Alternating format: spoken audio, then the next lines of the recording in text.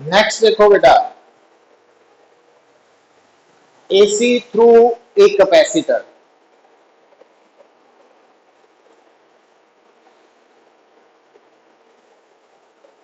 AC through a capacitor मतलब अगर जिदा ਹੁਣ वाला टॉपिक आप कवर किया सी तो ਉਹਦੇ रजिस्टर सी, ਹੁਣ ਸਾਡੇ ਕੋਲ कैपेसिटर है।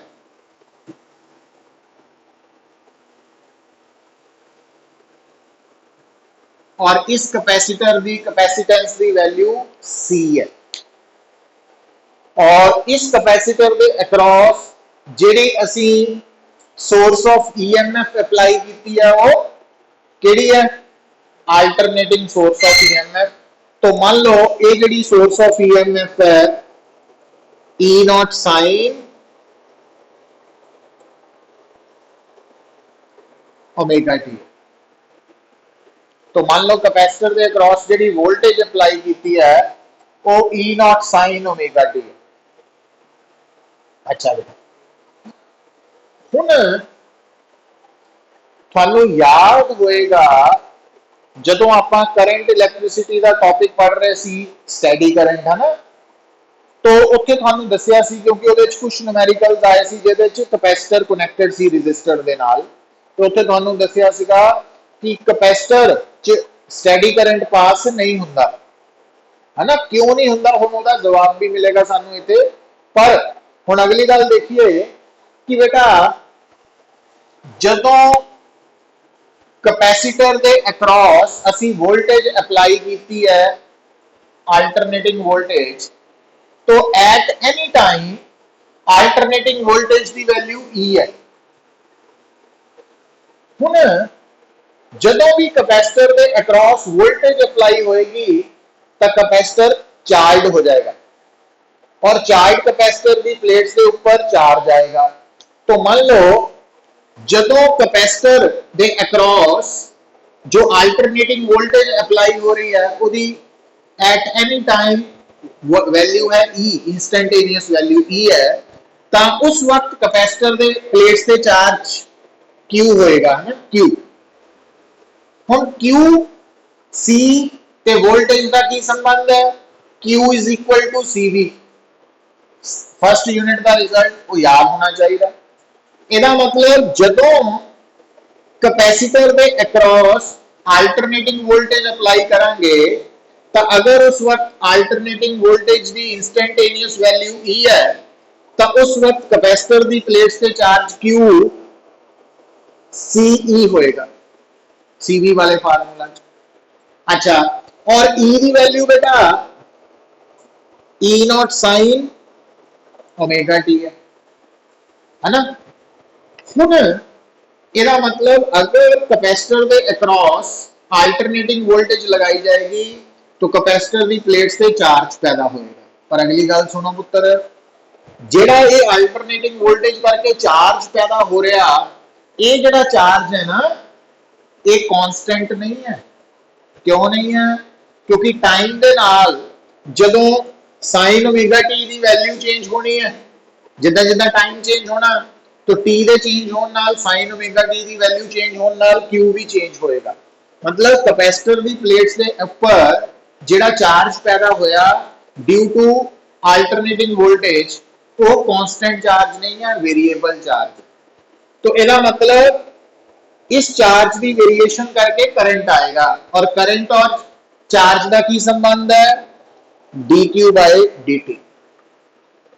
इट मीन सानू इस एक्सप्रेशन नू टाइम दे नाल डिफरेंशिएट करना पड़ेगा सी E not sine omega T. हुण बेटा जदों आपां डिफरेंशिएट करते हैं सी और ई नॉट तो कॉन्स्टेंट्स है ना। सी तो कैपेसिटर की कैपेसिटेंस की वैल्यू है, ई नॉट पीक वैल्यू है। तो थानू दस्सिया होया कि पीक वैल्यू भी कांस्टेंट है, ओमेगा भी कांस्टेंट होंदा। हुण जदों आपां इहनू डिफरेंशिएट करांगे तो डिफरेंशिएट सिर्फ असी साइन ओमेगा टी नू करना ना, तो हुण साडे कोल आ जाएगा सी E not sine omega T नू डिफरेंशिएट किया बन गया कॉस ओमेगा टी इनटू फिर आपां इहनू डिफरेंशिएट करना। तो जदों आपां इहनू डिफरेंशिएट करांगे विद रिस्पेक्ट टू टाइम, तो ओमेगा का कांस्टेंट है, ये बाहर आ जाएगा। तो cos ओमेगा टी, क्योंकि टी नु टी नाल डिफरेंशिएट किया 1 हो गया ना, तो वो बन गया, तो आ गया आई। तो ਇਹਦਾ मतलब ਪੁੱਤਰ ਜਦੋਂ ਤੁਸੀਂ कैपेसिटर के अक्रॉस अल्टरनेटिंग वोल्टेज अप्लाई करोगे तो अल्टरनेटिंग करंट पैदा होएगा। अल्टरनेटिंग कितना पता लगा, जी वोल्टेज है वो साइन फॉर्म च है, तो जी करंट है वो कोसाइन फॉर्म च है। साइन कोसाइन जेडे है ना वो साइनोसॉइडली वेरिंग कर्व की ही नेचर है। अच्छा, इको ही नेचर को अलग अलग तरीके रिप्रेजेंट, मतलब साइन दे विच ਅਸੀਂ 0 ਤੋਂ ਸਟਾਰਟ ਕਰਦੇ ਹਾਂ ਕਰ ਤੇ ਕੋਸਾਈਨ ਚ ਮੈਕਸਿਮਮ ਤੋਂ ਹੈ ਉਹ ਸਾਈਨੋਸੋਇਡਲੀ ਵੇਰੀ ਕਰਵੇ। ਸੋ ਇਹਦਾ ਮਤਲਬ ਤੁਹਾਨੂੰ ਕੀ ਸਮਝ ਆ ਗਈ ਕਿ ਜਦੋਂ ਵੀ ਕੈਪੈਸਿਟਰ ਦੇ ਅਕ੍ਰੋਸ ਅਲਟਰਨੇਟਿੰਗ ਵੋਲਟੇਜ ਅਪਲਾਈ ਹੋਏਗੀ ਤਾਂ ਅਲਟਰਨੇਟਿੰਗ ਕਰੰਟ ਹੀ ਪੈਦਾ ਹੋਏਗਾ। ਔਰ ਅਗਲੀ ਗੱਲ ਸੁਣੋ ਪੁੱਤਰ, ਜਿਹੜਾ ਅਲਟਰਨੇਟਿੰਗ ਕਰੰਟ ਪੈਦਾ ਹੋਇਆ ਤੇ ਜਿਹੜੀ ਅਲਟਰਨੇਟਿੰਗ ਵੋਲਟੇਜ ਅਪਲਾਈ ਕੀਤੀ, वोल्टेज की एंगुलर फ्रीक्वेंसी ओमेगा है, तो जिहड़ा करंट पैदा होया उहदी भी एंगुलर फ्रीक्वेंसी ओमेगा ही है। इहदा मतलब कैपेसिटर दे अक्रॉस जिन्नी फ्रीक्वेंसी दी वोल्टेज लगाई जाएगी सेम फ्रीक्वेंसी दा करंट पैदा होएगा। ये पॉइंट भी समझ आ जाना चाहिए है ना। फिर बेटा अगली गल देखो, हुण आ जिहड़ी इक्वेशन नंबर 2 है, ਇਹਦੇ ਅਕੋਰਡਿੰਗਲੀ ਜੇ ਤੁਹਾਨੂੰ ਕੋਈ ਪੁੱਛੇ ਵੀ ਇੱਥੇ ਵੋਲਟੇਜ ਦਾ ਫੇਜ਼ ਕਿੰਨਾ ਵਾ, sin ओमेगा t है और इत्थे cos ओमेगा t है, तो कल्ला ओमेगा टी नहीं देखना, साइन और कोसाइन भी देखना। ਇਹਦਾ मतलब दोनों का फेज सेम नहीं, दोनों का फेज सेम नहीं है ना। चलो हाले आप 1 मिनट लिए इत्थे छड्ड दिंदे आ, पर एक गल होर नोट करिए पुत्र, cos दी मैक्सिमम वैल्यू कितनी हुंदी है बेटा, साइन होवे या cos ओदी मैक्सिमम वैल्यू +1 हुंदी है, साइन दी भी +1 cos दी भी +1। अच्छा, तो जदों ये वैल्यू मैक्सिमम होएगी है ना,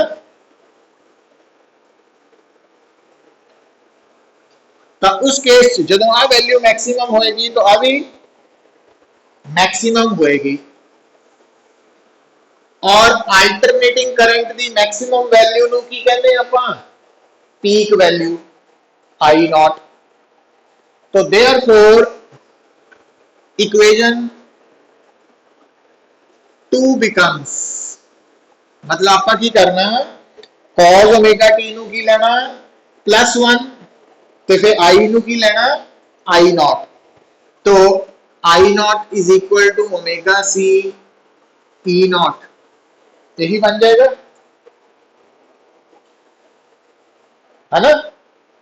तो इसका मतलब therefore equation 2 can be written as, दोनों आप की लिख सकते हैं, इनू कितना लिख सकते हैं इक्वेशन नु, I is equal to I naught cos omega T, ठीक है। अच्छा हो बेटा ये जी इक्वेशन आप लिखी है इनू इदा भी लिखी सकते हैं,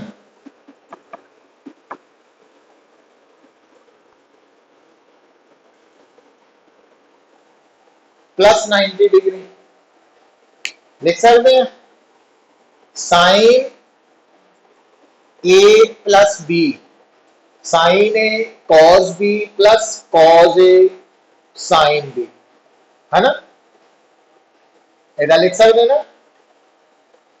अच्छा हुण इथों गल सुनो पुत्र, हुण जदों तुसीं गल नूं समझियो कि अगर तुहाडे सामने कैपेसिटर दे अक्रॉस अल्टरनेटिंग वोल्टेज अप्लाई की जा रही है, हुण ये गल तो आप ऑलरेडी डिस्कस कर चुके हैं कि अल्टरनेटिंग वोल्टेज की जितनी फ्रीक्वेंसी होएगी करंट की फ्रीक्वेंसी भी उन्नी ही होएगी। ठीक है, पर ਅਸੀਂ ਇਹ ਦੇਖ ਚੁੱਕੇ ਹਾਂ कि अल्टरनेटिंग वोल्टेज से अल्टरनेटिंग करंट दोनों का फेज सेम नहीं होएगा, है ना, फेज नहीं सेम होएगा। पर हुण आपां कित्थे पहुंच चुके हैं बेटा, इक्वेशन 1 और इक्वेशन 5 ਨੂੰ कंपेयर करन ते आ गए हैं। इक्वेशन 1 की है कि कैपेसिटर के अक्रॉस जिहड़ी वोल्टेज है ਉਹਦੀ इक्वेशन है, ते 5 उस वोल्टेज करके जो करंट पैदा होया कैपेसिटर च ਉਹਦੀ इक्वेशन है।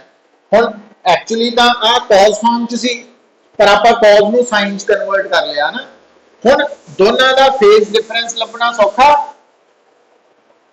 साइन साइन, तो ਇਹਦਾ फेज ओमेगा टी है और ਇਹਦਾ फेज ओमेगा टी प्लस 90 है, मतलब दोनों च फेज डिफरेंस कितना वा 90 डिग्री। और अगली गल, करंट का फेज वोल्टेज नालों प्लस 90 मीन्स ज्यादा वा, अगे है, लीड है। तो आप की कहांगे, current leads the voltage by 90 degree. ठीक है, तो जे आप कहांगे करंट वोल्टेज को लीड कर रहा, तो आप उल्टा भी तो लिख ही सकते हैं, voltage lags behind the current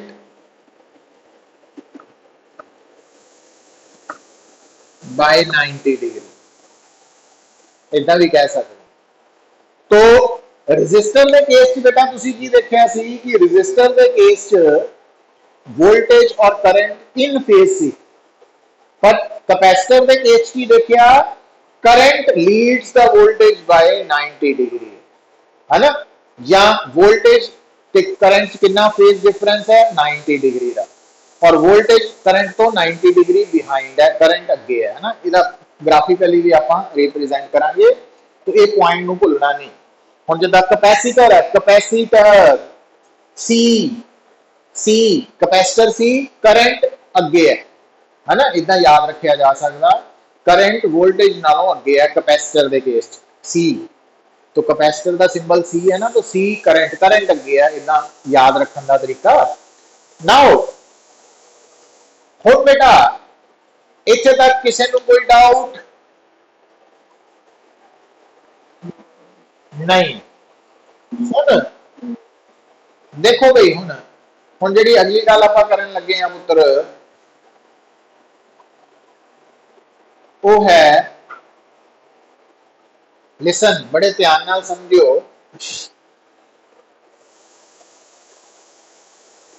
resistance किहदे बराबर सी पुत्र, तुहानूं याद है, रेजिस्टेंस बराबर हुंदी है वोल्टेज की पीक वैल्यू ते करंट की पीक वैल्यू की रेशो दे, है ना, ई नॉट बाय आई नॉट, यही हुंदी ना रेजिस्टेंस। हुण एक्चुअली हुण गल सुनो पुत्र, रेजिस्टेंस बेसिकली पता की है, an obstruction offered by resistor to the flow of current, है ना, करंट नु जो रेजिस्टर ऑपोजिशन प्रोवाइड करता उन्होंने असी रेजिस्टेंस कहने हैं। हुण बेटा आ रेजिस्टर है कि कैपेसिटर है? कैपेसिटर है, एक कैपेसिटर है ना, ये रेजिस्टर नहीं है। हुण ये जिहड़ा इलैक्ट्रिक डिवाइस है या एलिमेंट है कैपेसिटर, तो ये भी करंट नूं की करेगा, ऑपोजिशन प्रोवाइड करेगा। जदों रेजिस्टर करंट नूं ऑपोजिशन प्रोवाइड करता रेजिस्टर, तो उस ऑपोजिशन का नाम असी रखिया रेजिस्टेंस। पर इत्थे बेटा करंट नूं कौन ऑपोजिशन प्रोवाइड करेगा, या कर रहा कैपेसिटर। तो जदों कैपेसिटर करंट नूं ऑपोजिशन प्रोवाइड करता, या opposition provided by capacitor to the flow of current, तो उस ऑपोजिशन नूं असी रेजिस्टेंस नहीं कहने, उन्होंने की कहने आपां, उन्होंने बोलते हैं बेटा that is known as capacitive reactance, capacitive reactance X C. हुण एक नवा नाम थोड़े सामने आया, पर है ये रेजिस्टेंस ही, है ना, रेजिस्टेंस समझ आई गल? रेजिस्टेंस जो है वो की है, opposition offered to the flow of current by the resistor। ਹੁਣ बेटा क्योंकि 9वीं तो लैके +2 तक असी जो opposition offered to the flow of current है वो resistor ਦੇ ਨਾਲ ही डील करते आए सी, तो इस करके उत्थे वर्ड यूज करते सी resistance। पर इत्थे बेटा हुण एक नवा एलिमेंट आ गया कैपेसिटर। तो जो कैपेसिटर ने करंट को अपोज करना तो उसनू रेजिस्टेंस नहीं कहने। तो जो कैपेसिटर की रेजिस्टेंस है उन्होंने असी केड़े नाम नाल बुलाने आ? कैपेसिटिव रिएक्टेंस, और उसका सिंबल है XC। तो हैगी ये भी रेजिस्टेंस ही है, पर एक ये भी रेजिस्टेंस है कैपेसिटर दी to the flow of current. तो इनू असी कैपेसिटिव रिएक्टेंस बुलाना, और इसका नाम X है ना, कैपेसिटिव रिएक्टेंस है और इसका सिंबल XC है, पर इसका यूनिट तो वही ओम ही रहना, क्योंकि ये भी तो एक तरह की रेजिस्टेंस ही है। अच्छा, हुण दूजी गल बेटा देखो, रेजिस्टेंस नू कैलकुलेट किदां करदे सी असी? E0/I0 दी रेशो तो, है ना। हुण कैपेसिटर दे केस च इस इक्वेशन नू ध्यान नाल देखो, फ्रॉम इक्वेशन 3 थानू इस फार्मूला च E0 नजर आ रहा ते I0 भी नजर आ रहा है ना। E0 नजर आ रहा, I0 भी नजर आ रहा। तो जो कैपेसिटिव रिएक्टेंस है वो की है? E0/I0 आ रेशो है ना, और ये बराबर है। तो जितना R E0/I0 है तो उदा ही XC भी E0/I0 ही है, पर वो कैपेसिटर के केस है। हुण कैपेसिटर के केस E0/I0 की रेशो इक्वेशन नंबर इन्हें इदा कर सकते हैं,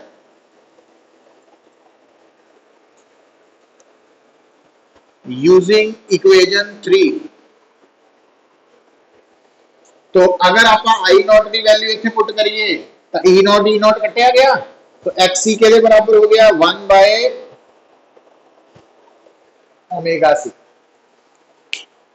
आई आ गया ना। हुण इहदे विच जिहड़ी गल निकल के आई पुत्र देखो, C कौन है? सॉरी C की है? कैपेसिटेंस ऑफ कैपेसिटर, ते ओमेगा जिस अल्टरनेटिंग वोल्टेज नु असी अप्लाई कर रहे हैं उसकी फ्रीक्वेंसी है, एंगुलर फ्रीक्वेंसी है बेसिकली, और या कैपेसिटर तो जो अल्टरनेटिंग करंट फ्लो हो रहा उसकी फ्रीक्वेंसी है, या जो एंगुलर फ्रीक्वेंसी है। हुण जिहड़ी ये ओमेगा एंगुलर फ्रीक्वेंसी है, तो इनू आप इदा भी लिख सकते हैं पुत्र,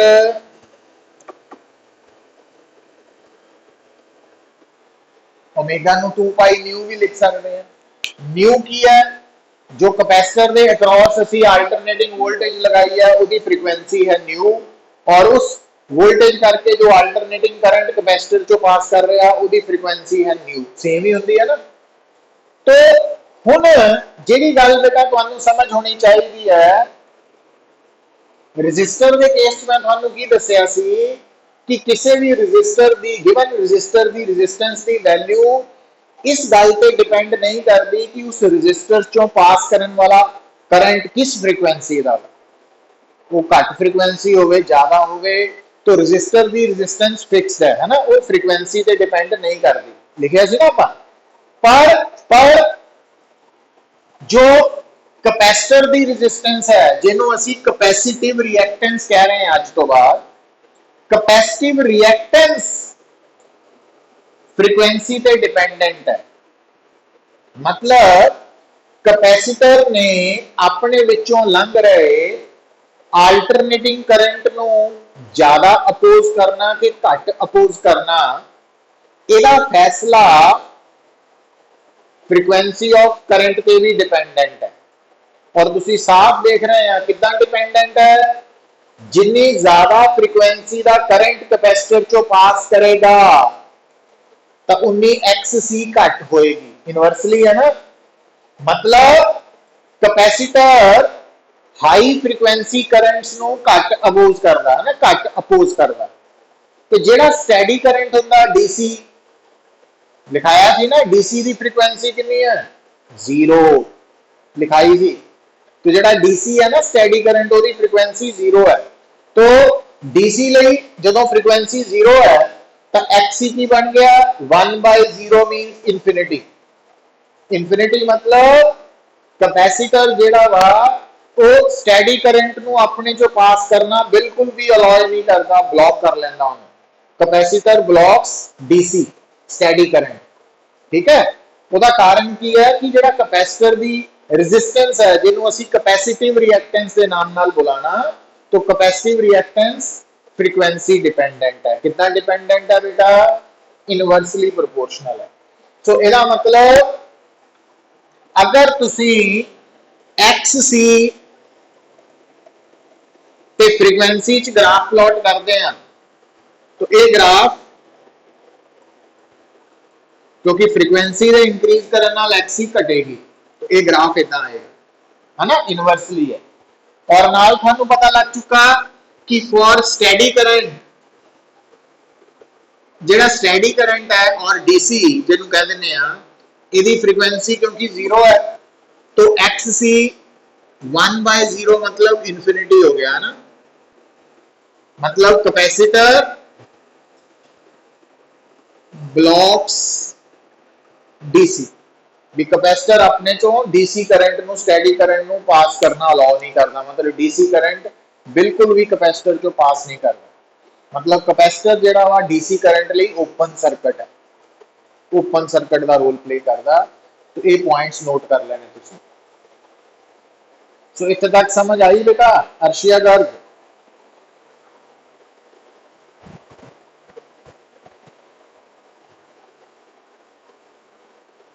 अर्शिया गुलाटी,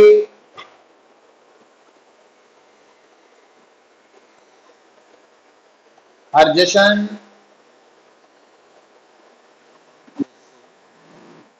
मोहनदीप, समूहन।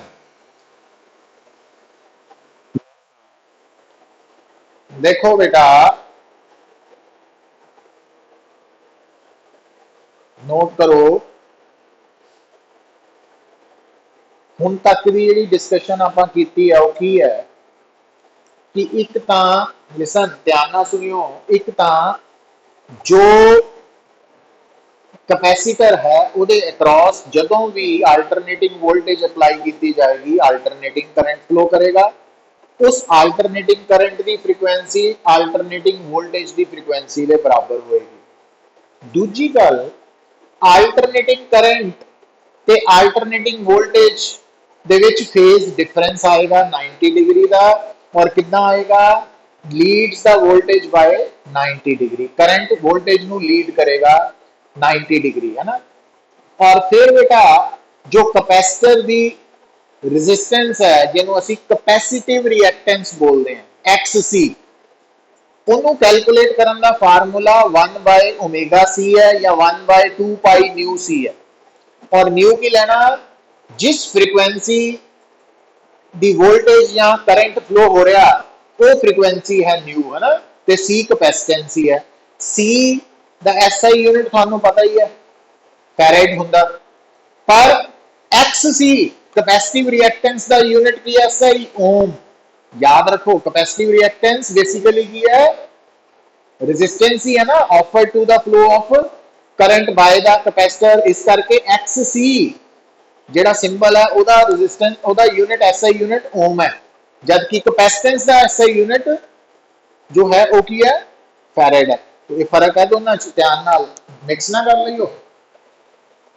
अच्छा, फिर बेटा अगली गल भी तुसी याद रख सकते हैं इन्नी सारी डिस्कशन तो बाद भी, अगर थानू मान लो कोई कहे कि थोड़े सामने जेड़ा कैपेसिटर है ना उहदे अक्रॉस असी वोल्टेज अप्लाई कर रहे हैं, आ वाली वोल्टेज,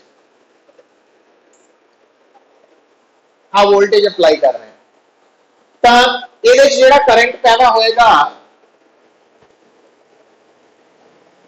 ਉਹਦੀ ਇਕੁਏਸ਼ਨ ਲਿਖੋ, है ना, ਉਹਦੀ ਇਕੁਏਸ਼ਨ ਲਿਖੋ, समझ गए गल ਨੂੰ।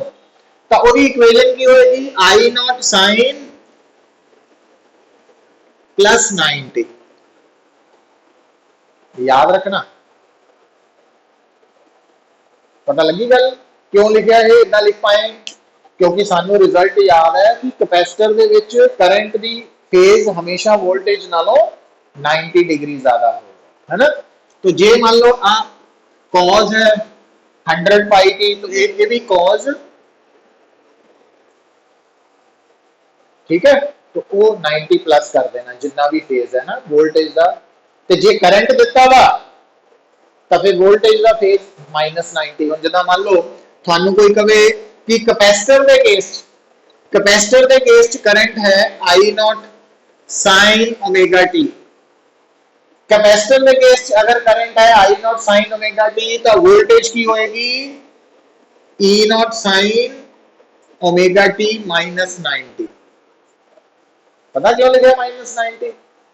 क्योंकि सानू याद है कि जेड़ा करंट है ना वो वोल्टेज नालों 90 डिग्री अहेड है, लीड कर रहा है ना कैपेसिटर के केस से। आप प्रूव कर चुके हैं, हुणे रिजल्ट में इतना याद करना, एब्जॉर्ब करना। तो हुण बेटा लास्ट ते अज ले लिख लो, फिर आप कल नूं इसनूं थोड़ा जिहा इलैबोरेट भी करना होर। वो ये है कि जिहड़ी बेटा तुहाडे सामने हुंदी है वेव डायग्राम, क्योंकि आ देखो जिहड़ी वोल्टेज है आप आर्टिकल च वोल्टेज साइन वाला ग्राफ बनेगा और आ पीक वैल्यू आ जाएगी ई नॉट।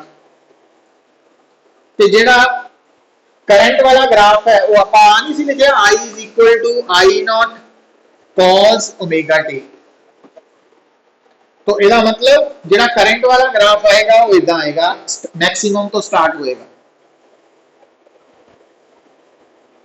है ना। 90 है 180 है ना, तो इनू इदा इत्थे मैक्सिमम आ जाएगा इदा। तो आ करंट वाला ग्राफ है, आ करंट ਲਈ है, आ वोल्टेज ਲਈ। ਤੇ ਜੇ ਸਾਨੂੰ ਫੇਜ਼ਰ डायग्राम कहे तो देखो इधर पुत्र जेड़ा वोल्टेज है ओदा फेजर आएगा स्ट्रेट लाइन, E नॉट ओदी पीक वैल्यू है और एंगल ओमेगा टी है। ते जेड़ा करंट है फेजर ओदी पीक वैल्यू I नॉट है पर वो 90 डिग्री लीड कर रहा है। तो इसका मतलब जेड़ा फेजर करंट फेजर है ना कैपेसिटर के केस वो वोल्टेज नालों 90 डिग्री अगे है। मतलब आ एंगल, आ पूरा एंगल